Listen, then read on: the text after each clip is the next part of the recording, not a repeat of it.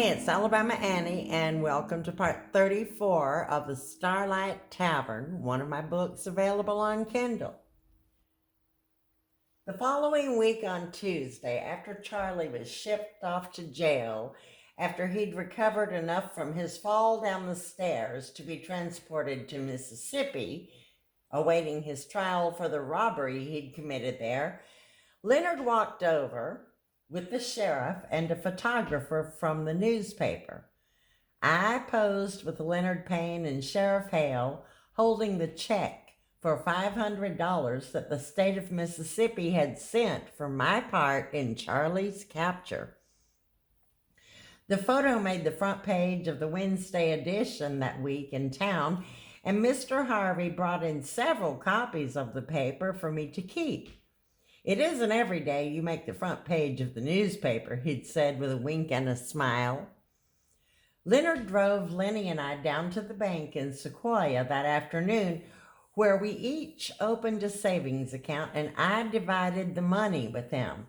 But we kept out enough to treat ourselves to a celebration that night at the hotel.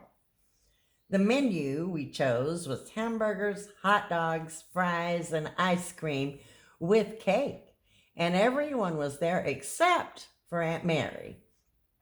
She didn't come to the celebration. She was too embarrassed that the world knew her boyfriend had been a bank robber. That night, after we returned from the hotel, she came into my room and closed the door behind her. She sat down beside me on the bed, and I braced for whatever was coming. I thought she was just going to tell me good night, but she had something else to say to me instead.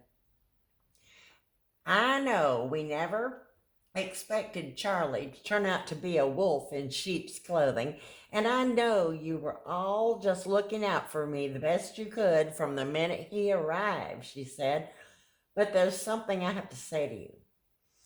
You lied about being in his room and going through his things and finding that bag full of money, she announced, peering down at me with a wry smile on her face. I know you wanted him out of here. All of you did. Even if you knew how unhappy it would make me. You don't want me to be happy, do you, Maggie? She asked. I sat up and let out a sigh. I told her she was wrong, that of course I wanted her to be happy, but for the right reasons, and then I said, if I hadn't gone snooping, we'd still have a bank robber living under our roof, and you'd still be falling for every single thing he said, I told her. And I don't know where that money is, I said, but I do know what I saw you do on the stairs that day, I told her as her eyes grew wide. I saw you push him. And you had the common sense to keep your mouth shut. Well, don't think that you can hold a secret like that over my head, little girl, because that just won't work. I have many, many more secrets than you could ever imagine, she said. I could tell things were taking a really bad turn as she continued her rant. Now, you got that reward for Charlie's capture, but you didn't even offer to share a bit of it with me. After all, I've been through everything and all I've done for you over the years, and I hope you don't make it a habit of lying to me, but it sure looks like you do. This turned out well for you, didn't it, little girl? She hissed with her hands on her hips. What would you have done if he had been found out? Were you and Lenny going to take that money and keep it and never tell anyone? She asked as the smile left her face. Aunt Mary stood up then and walked toward my door, turning one more time before she stepped through it. Quite frankly, Maggie, I don't think I can trust a thing you say ever again, so I'm just going to tell you good night. And oh, by the way, what my friends and I do is none of your business, she added, slamming the door so hard that it rattled the mirror on my wall.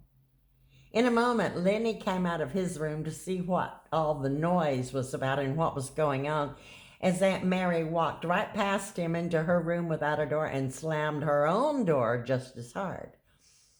He stuck his head through the door of my room and peeped in at me. "Are you all right?" he asked as I said I was.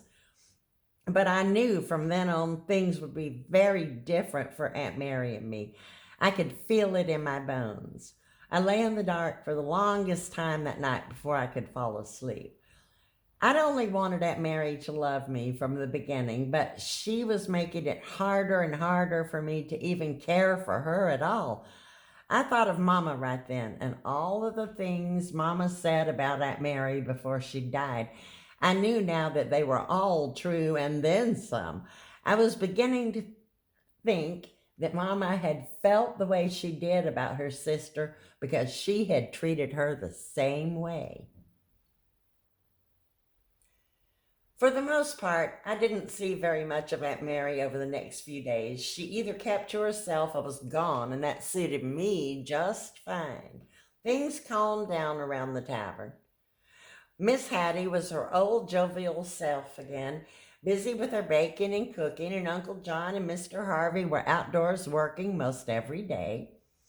Lenny and I helped Leonard do some house cleaning and painting at the funeral home, and he took us over to a steakhouse at the Georgia line and treated us to dinner one evening for all we had done. We were just leaving the restaurant with Leonard when we saw Aunt Mary getting out of a car with a man I had never seen before. She barely acknowledged any of us as we walked past, just giving us a wave, and now I knew what had been keeping her occupied. She had a new boyfriend. She went on several dates and some overnight trips with her newest fling, a man named Jimmy Miles, and this time Aunt Mary never even bothered to call him Uncle Jimmy when I was around or say that I would learn to like him. She didn't seem to care what I thought anymore. But Jimmy was what Hattie called a player and said that he was sleazy and cheap and warned me to be careful around him. She noticed he was always finding an excuse to touch me, putting his fingers in my hair, or brushing up against me any chance he got if I passed him in a room, and I tried to make myself scarce whenever he was at the tavern. Jimmy was a good-looking man, except for his nose, which had been broken several times at some point and was a little crooked. But he was tall and dark and handsome otherwise, with a classic look about him, almost like Clark Gable. He dressed in high-dollar suits and big, wide, colorful ties and wore a big diamond ring on his finger and a flashy gold watch on his wrist. He always smelled like he'd bathed in liquor or too much cologne, though. He bought Aunt Mary all kinds of new jewelry and a new mink shawl that she wore most nights when they went out somewhere. And he was always buying me presents. He bought me a necklace and a bracelet, which I barely thanked him for, but I did wear to church sometimes. He drove a big red Buick. It was always flashing cash. And I thought to myself that maybe at least he wasn't a bank robber. Aunt Mary and Jimmy went on a road trip with Myra and Carl Olstein and Patsy to the beach in July.